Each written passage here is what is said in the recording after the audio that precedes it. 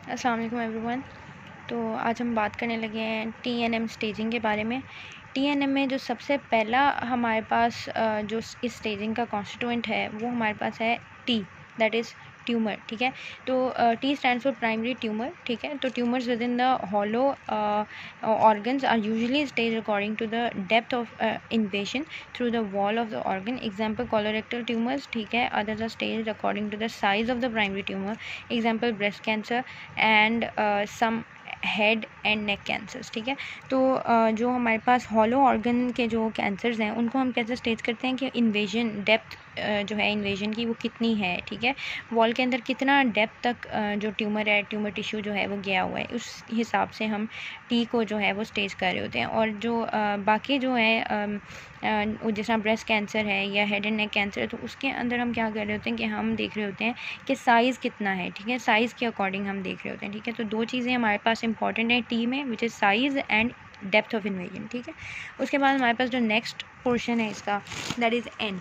अब एन जो है वो क्या होता है, एन जो है वो होता है हमारे पास नोडल मेटास्टेसिस। ठीक है, नोडल मेटास्टेसिस नाम से पता चल रहा है कि जो lymphatic spread to regional lymph nodes. ठीक है, तो रीजनल लिम्फ नोड्स होंगे ना, उन्होंने इफेक्ट हो जाना है कैंसर से। ठीक है, अब वो किस हद तक इफेक्ट हुई हैं और कौन कौन सी नोड्स इफेक्ट हुई हैं वो हमारे पास जो है ना नोड एन जो है ना वो डिफाइन कर रहा होता है। ठीक है, the number of nodal metastasis that position and size of involved nodes, extracapsular extension, and whether or not nodes have fused together या mated together are prognostic for various primary tumour sites. ठीक है, तो मतलब ये हमें जो है बड़ा हमारे लिए एक प्रोग्नोस्टिक वैल्यू हमें बता रहा होता है ट्यूमर की। ठीक है, उसके बाद एम की बात कर लेते हैं। तो एम में हमारे पास आता है मेटास्टेसिस टू डिस्टेंट साइज। ठीक है, वाया ब्लड स्ट्रीम।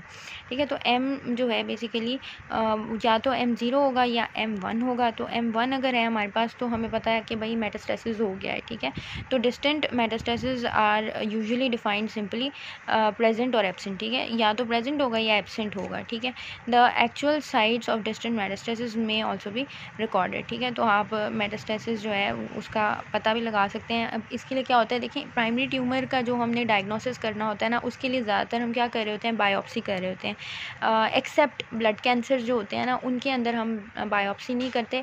बहरहाल बाकी इसके अलावा जितने भी कैंसर्स हैं उनके लिए जो गोल्ड स्टैंडर्ड है ना डायग्नोसिस का, वो बायोप्सी है। ठीक है, हम बायोप्सी लेते हैं, उसमें हम ट्यूमर टिश्यू फाइंड आउट करते हैं। ट्यूमर टिश्यू हमें मिल जाता है तो हम कहते हैं हाँ जी पॉजिटिव है आपका जो मतलब कि कैंसर जो है वो है।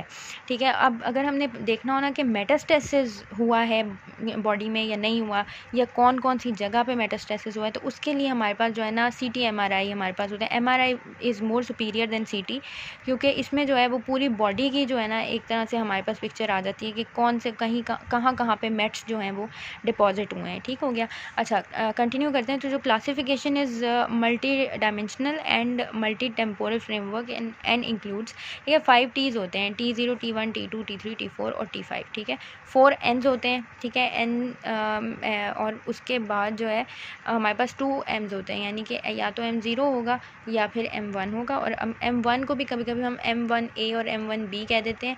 तो M1A का मतलब है कि सिर्फ एक सिंगल जगह पे मेटास्टेसाइज हुआ है प्राइमरी ट्यूमर। लेकिन अगर M1B है तो इसका मतलब हमारे पास कि भाई मोर देन वन प्लेस पे मेटास्टेसिस जो है वो हो चुका है। ठीक है, तो दैट्स इट। अगर ये यूज़फुल था तो please do like my video and do subscribe my channel. Thank you so much.